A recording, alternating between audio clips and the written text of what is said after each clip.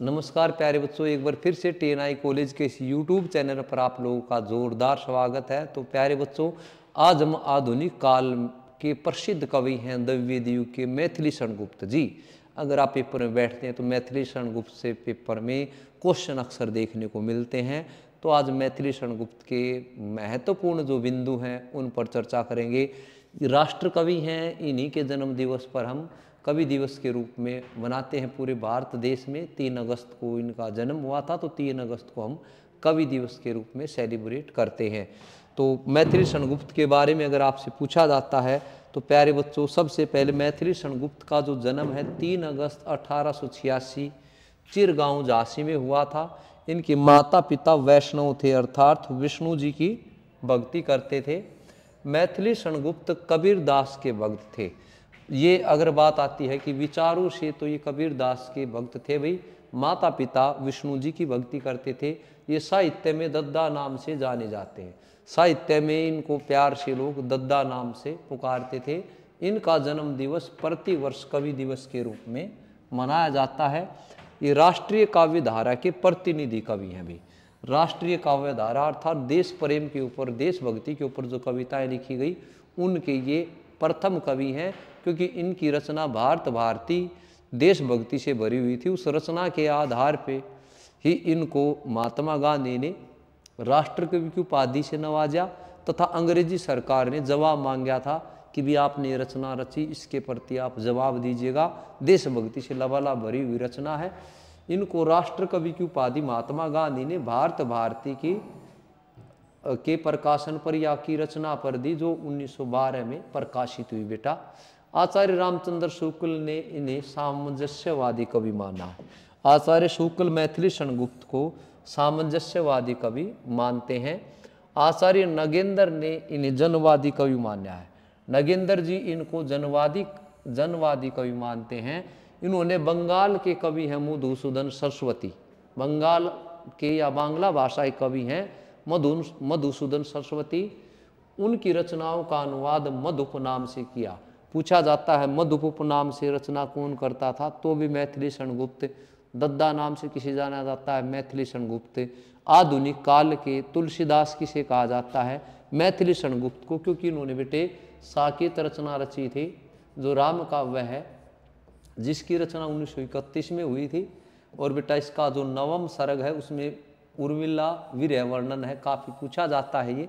तो इस आधार पर इनको आधुनिक काल का तुलसीदास भी कहा जाता है। ये लगातार 12 वर्ष तक राज्यसभा के सदस्य रहे भाई। इनको प्रथम राष्ट्रपति डॉक्टर राजेंद्र प्रसाद ने राज्यसभा का सदस्य मनोनीत किया था। इनको 1936 में मंगला पारितोष से सम्मानित किया गया।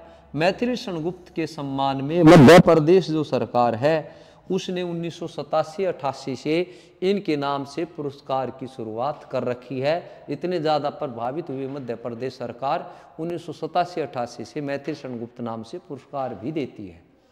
इनको 1946 में साहित्य वाचस्पति 1946 में साहित्य वाचस्पति की उपाधि से नवाजा गया।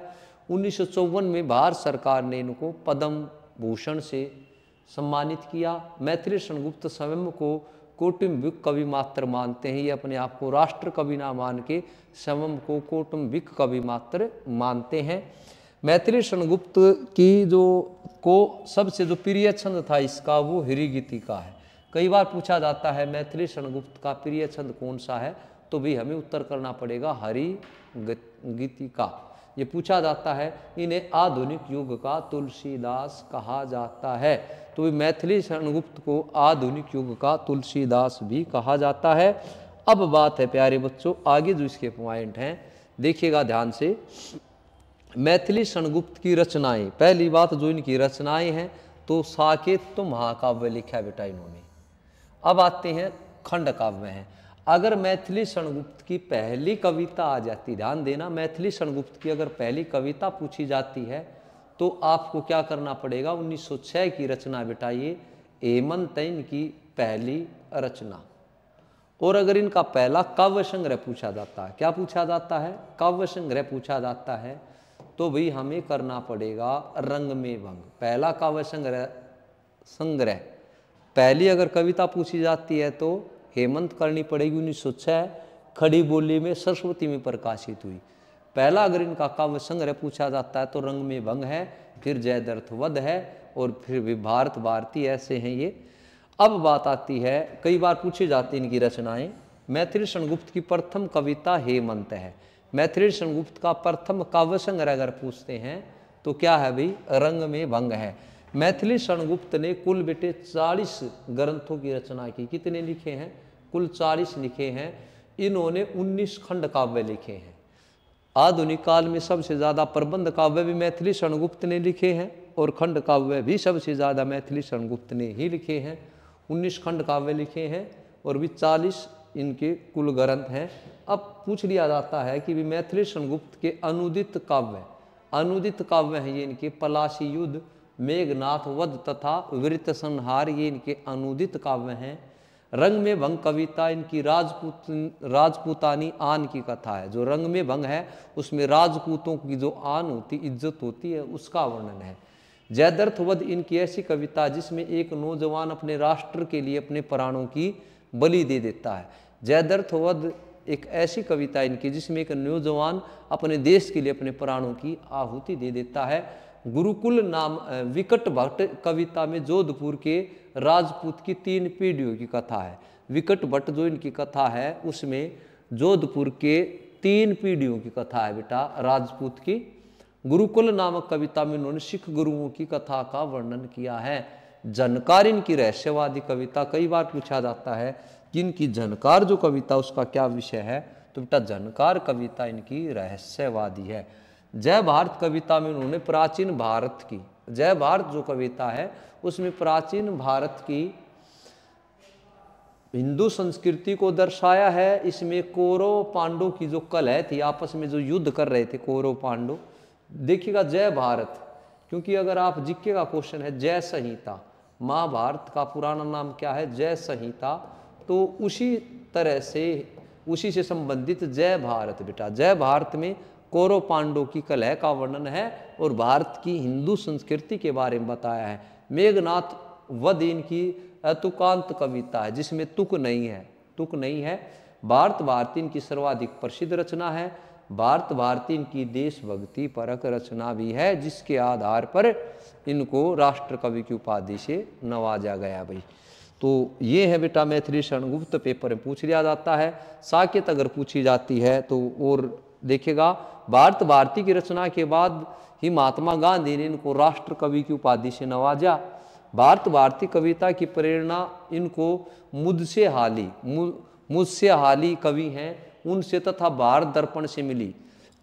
यशोधरा इनका चंपू काव्य पूछा जाता है। यशोधरा नारी की पीड़ा के लिए मैथिली शरणगुप्त जाने जाते हैं, चाहे साकेत हो, यशोधरा हो, विष्णुप्रिया हो, काफी लिखा है इन्होंने नारी के ऊपर बेटे। तो यशोधरा की रचना इन्होंने महात्मा बुद्ध की पत्नी की दशा का विवरण प्रस्तुत करने के लिए की। जब महात्मा बुद्ध घर छोड़ देते हैं तो उनकी पत्नी यशोधरा है, उसके ऊपर लिखी गई है नारी पीड़ा। इसमें भी यशोधरा में नारी के मार्मिक चित्रण की अभिव्यक्ति की गई है। तो बेटा साकेत से बढ़कर भी यशोधरा में मार्मिक चित्रण हुआ, जो साकेत में उर्मिला का कर रखा 9वें सर्ग में। इनकी रचना पंचवटी जो है वो प्रकृति से संबंधित है। इनकी जो पंचवटी रचना है बेटा वो प्रकृति से संबंधित है। लक्ष्मण सुना भी होगा कि लक्ष्मण जब उसको राक्षसनी को बोल रहा है। विष्णुप्रिया में मैथिली शरणगुप्त ने चैतन्य महाप्रभु की पत्नी के बारे में बताया है। तो मैथिली शरणगुप्त ने मार्क्स की पुतनी, जो कार्ल मार्क्स थे, तो मार्क्स की जो पुत्री है उस पर जैनी थी कार्ल मार्क्स की पुत्री, जपीनी काव्य की रचना की है। तो भी ये हैं मैथिली शरणगुप्त। मैथिली शरणगुप्त से बहुत ज़्यादा पेपर में पूछा जाता है। और अगर पूछ लिया जाता है कि मैथिली शरणगुप्त के काव्य गुरु कौन थे, तो बेटे महावीर प्रसाद द्विवेदी थे। उन्हीं से प्रेरणा लेकर इन्होंने कविता लिखनी शुरू की थी। और बेटे ये कला को केवल मनोरंजन नहीं मानते थे, कला के लिए नहीं, कला को जीवन के लिए मानते थे। तो प्यारे बच्चों ये थे मैथिली शरणगुप्त। अगली वीडियो में फिर हाजिर हूँगा, तब तक के लिए आप मुस्कुराते रहिएगा। वीडियो अगर अच्छी लगती है लाइक करना ना भूलें, शेयर करना ना भूलें, चैनल को सब्सक्राइब कर लीजिएगा अगर फर्स्ट टाइम आए हैं, बेल आइकन दबाते हुए। जय हिंद, जय भारत, मुस्कुराते रहिए भाई।